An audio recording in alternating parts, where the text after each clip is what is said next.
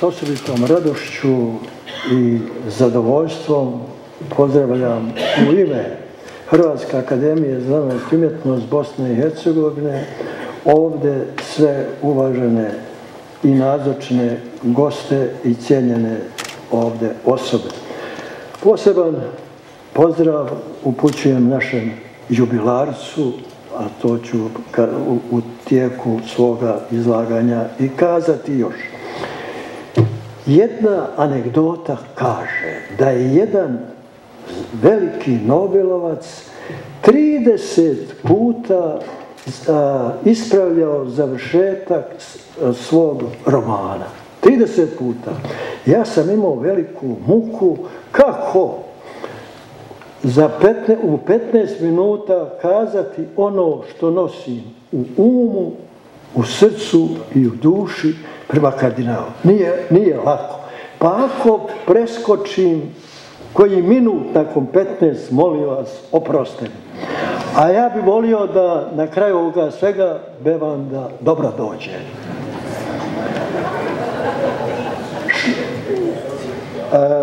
Počet ću od premise. Koliko god se kaže i napiše o zaslužnicima, značajnicima, povijesnim osobama hrvatskog naroda i naše domovine, nedostatno je. Zbog toga ću s osobitim zadovoljstvom iz digna cum reverencija pokušati ovim kratkim izričajem kazati tek ponešto iz vlastitog viđenja, jer sam od 1991. godine, to jest od dolaska nadbiskupa Puljića u Sarajevo, a naročito tijekom ratnih godina, imao priliku iz blizine upoznati djelovanje njegove eminencije, preuzvišenosti i uzoritosti. Pri tome ću se držati one stare sentencije de vivis nihil nisi veru. O živima ništa ne treba govoriti nego istinu. U recenziji knjige Benedikt XVI. Učitelj vjere kardinal Vinko piše: duboko smo zahvalni Bogu što smo živjeli u vrijeme pape Benedikta XVI. Još više što nam je dao takva učitelja katoličke i apostolske vjere. Čestitajući njegovoj uzoritosti 3 desetljeća kardinalske službe i časti u ime Hrvatske akademije, slobodan sam javno kazati: duboko smo zahvalni dragom Bogu i svetom papi Ivanu Pavlu drugom da i Hrvati katolici u Bosni imaju prvi put kardinala u svojoj dugoj povijesti i vezanosti za Rimokatoličku crkvu, za Svetu stolicu, državu Vatikan. To se doživljava kao prvorazredan, izvrstan dar i najviše priznanje nadbiskupu, metropolitu Vinku, ali i svim katolicima u Bosni i Hercegovini.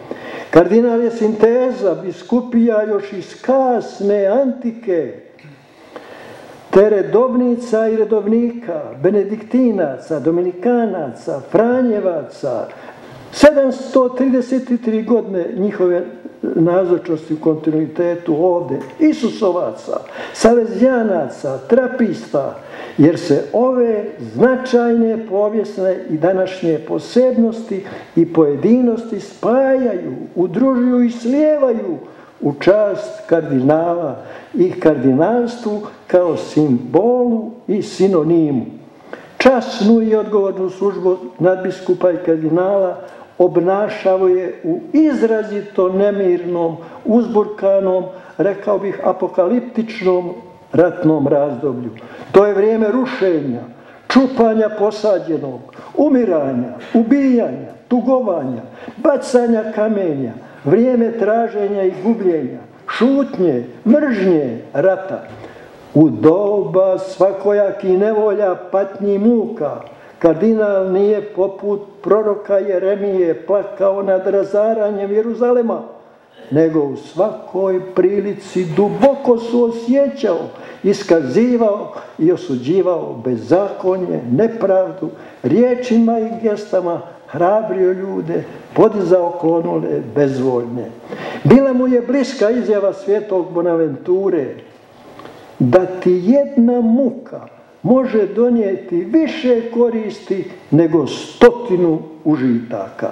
Uzori ti je, kao i njegov puk i hrvatski narod, zaista iskusio svu silu nepravdi i nevolja. Ali, kolike god i kakve god bile, čini se, jačale su ga, a tu duhovnu i svekoliku snagu prenosio je i na ljude koji su ga pozorno slušali. Ono što je nužno istaknuti je kardinalova hrabrost, građanska i kršćanska. Svjedočio je odvažnost, mudrost i dostojanstvo najvišeg dostojanstvenika katoličke crkve u Bosni i Hercegovini. Hrabro se suočavao s opasnošću i teškoćama koje su pratile, već smo to čuli, kroz tunele, vožnju bez svjetla preko Igmana, prelazak brojnih prepreka na pogibeljnim pohodima, ljudima i župama. I kad su pokušali atentat u Derventi, sačuvao je smirenost, pokazao odvažnost, kao i kad su takozvani antifašisti htjeli provaliti u katedralu i obračunati se s kardinalom, kao što je ta ista ideologija smaknula mladog svećenika Miroslava Bulešića, danas blaženika. Teško je doživljavao susrete s prognanicima, sa zgarištima, miniranim, oskrnavljenim crkvama, ljudima koji su morali napustiti svoja ognjišta. Izlažujući se životne opasnosti, toliko puta je sa svojim bliskim suradnicima pohodio naročito ugrožene župe, nailazio na unesrećene, izgubljene, zastrašene ljude koji su pretrpjeli zlostavljanja, materijalne i ljudske žrtve. Stiskao je zube, trpio, iskazivao tugu bez jaukanja, ali hrabrio ljude vjerujući u proljeće, u povratak i oporavak. Među prvima je prozreo otvorenu i prikrivenu opstrukciju povratku Hrvata u područja iz kojih su protjerani. Hrabro je dizao glas protiv ometanja i odugovlačenja povratka i uporno se zauzimao za stvaranje elementarnih uvjeta za povratnike. Hrabrost je iskazivao rukovodeći se istinom i argumentima i u brojnim susretima s predstavnicima međunarodne zajednice. O tomu se može napisati posebna studija. Uz hrabrost kardinalova je prepoznatljivost njegova odlika i optimizam. Nizozemski duhovni pisac, dobro nama poznat, Phil Bosmans, piše, citiram: optimisti otvaraju svoje prozore svjetlu, suncu.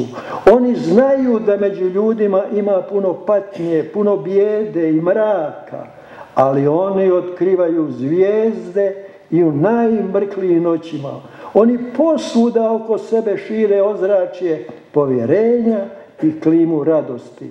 Optimisti vjeruju u dobro, vjeruju u smisao života. Završen citat.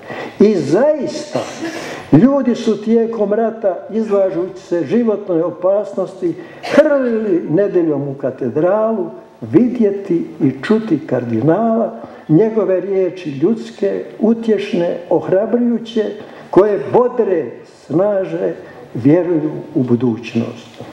Ljudi su iz prvostolnice posle kardinalove propovjedi svete mise izlazili zadovoljni, vedriji, ojačani i obasjani unutarnjim žarom i zanosom unatoč surovoj stvarnosti koja je očekivala. A kardinal je, kako je govorio, bio sretan kad bi druge usrećio svojim poslanjem i služenjem. Njegove ljudske riječi mnoge su izvele na pravi put, ili kako stara mudrost kaže, eranti vivan monstrato, zalutalom čovjeku pokaži put. U svakoj je prigodi dizao glas protiv ugrožavanja pravde i mira. Njegova ljubav, odanost domovini Bosni i Hercegovini bila je naglašena i prepoznata od svih dobronamjernih ljudi. Nije štedio one koji zloupotrebljavaju funkcije, stvaraju nepravdu, provode diskriminaciju, obespravljuju ljude i narode, prekrajaju Dejton i onako nepravedan. U svim svojim usmenim i pismenim iskazima pokazivao je na potrebu pravednog mira, na dijalog, iskreno dogovaranje i sporazumijevanje, a ne na licemjerstvo. Na otkrivanju spomenika Svetom Janu Pavlu II. 30. travnja 2014. godine u Sarajevu rekao je, citiram, Sveti Ivane Pavle II. Volio si ovu zemlju i rekao si da je u srcu nosiš, nosi je i u nebu, da ova zemlja napokon doživi vedrinu i budućnost, da prestane svaka mržnja, da prestane svaka netolerancija, svaka isključivost i da se izgradi jednakopravnost. Sveti Ivane Pavle II, pomozi nam biti ono što jesmo i to na svom ognjištu gdje smo nikli i gdje smo rasli. Amen. I kardinal voli svoju zemlju, u srcu je nosi, srcem, umom i dušom je izgrađuje. Toliko je puta ponovio, volim ovu zemlju i veselim se njenom napretku. Pojedine kardinalove poruke, riječi treba uklesati kao memento. Povijest je dao obilje plodova svoga stvaralaštva na više područja, kao i trajne i neizbrisive tragove napisane u brojnim knjigama, tekstovima, intervjuima. Slobodno i dostojanstveno ide humanističkim, etičkim putem u vjeri ljubavi, nadi služeći Bogu i čovjeku. Prigoda je posjetiti na riječi Martina Luthera Kinga, citiram.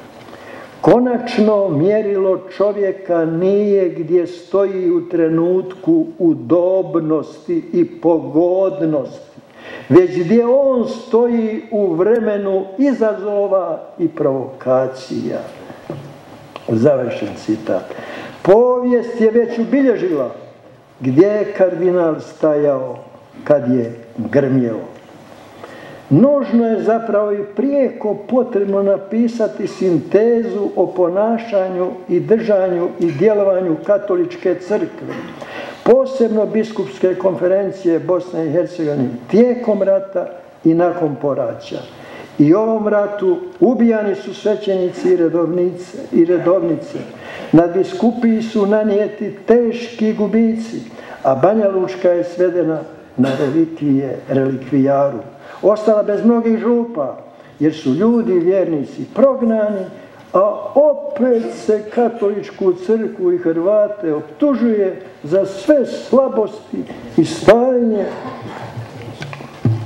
u Dejtonskoj Bosni i Hercegovini. Zanimljivo. Biskupi su se pravednim, nepristranim zauzimanjem za kršćanske, tradicionalne i univerzalne vrijednosti, za mir, dijalog, toleranciju, jednakopravnost svih konstitutivnih naroda, te za cjelovitost i suverenost Bosne i Hercegovine zamjerili i mnogim međunarodnim moćnicima, jer njihova svemoć i egocentričnost nije željela čuti istinu ni argumente. U Travničkoj kronici jedan od likova knjige govori da treba bježati odavde i to što prije, jer ovdje se gubi i ponos i razum i uložena snaga, a ne dobiva ništa. Međutim, kardinali i biskupi su stalno pozivali i propovijedali da ovdje treba ostati, a koji su otišli trebaju se vratiti. Kardinal je toliko puta ponovio, ne ostajemo da preživimo, nego da se ostvarimo na svojoj grudi, pa srcem i dušom zavolimo svoju domovinu Bosnu i Hercegovinu. Govorio je da je tužan što toliki u svijetu ne znaju da smo u Bosni i Hercegovini kod kuće, mi Hrvati. Kako zaboraviti kardinalovu posjetu Americi i susrete u Senatu, Kongresu, Bijeloj kući i State Departmentu. Slušajući kardinalove činjenice, dokaze o stanju u Bosni i Hercegovini i neporecive statističke podatke, domaćini su pokazivali iznenađenost, zaprepaštenost, jer su imali potpuno drugčije informacije. Kardinal im je rekao da su posve dezinformirani, jer danas je manje Hrvata nego 1903. i 1993. Rat je ostavio najdublji trag i najgore posljedice na malobrojni hrvatski narod. Hrvati su neravnopravni u odnosu na druga dva naroda. Drugi narod im bira čak i predsjednika i člana predsjedništva iz hrvatskog naroda. Prekrajanjem Daytona u federaciji su neravnopravni jer su minorizirani. Za sve odluke mogu biti majorizirani, dakle naglasani. Zaključuje. Na dostojanstven i argumentiran način suprotstavljao se onim prepotentnim strancima koji bi oholo i nasilno nastupali i govorili sic volo, sic jubeo, tako hoću, tako naređujem. Onima pak koji su bez argumenata, ali arogantno s pozicije moći donosili odluke po načelu sit pro ratione voluntas, umjesto razloga neka bude volja, samovolja. Kardinal je kazivao, ovo je moja domovina, a vaši postupci su nedostojni misije i funkcije koju obnašate. Iako se nije znalo što nosi dan, što nosi noć, kardinal je sve sudbonosne godine brata proveo u Sarajevu sa svojim vjernicima i građanima i svima bio pouzdan i snažan oslonac. Preskočit ću mnogo toga. Za kardinala Vinka se zaista može reći čovjek iz naroda. Ljudi to osjećaju i vole, iskreno poštuju. Gdje god dođe, dobro je došao, jer voli ljude, a ljudi njega vole. Poštovani kardinale Vinko, neka vaša benignitas, et humanitas, dobrota i čovječnost stalno isijava iz vašeg srca i duše. Budite kao i dosad, što bi rekao vaš prijatelj Komarica, semper ridens, na radost vaših prijatelja, poznanika, svi ljudi dobre volje, jer ste ponos i simbol naše domovine, Hrvata, katolika u Bosni i Hercegovini i diljem svijeta. Vaš sadržajan život i plemenito djelovanje u skladu je s filozofijom blagopokojnog blaženika Alojzija Stepinca, koji kaže: ništa me neće prisiliti da prestane ljubiti pravdu. Ništa me neće prisiliti da prestane mrziti nepravdu. A o ljubavi prema svom narodu ne dam ni od koga se natkriliti. Hvala vam lijepo.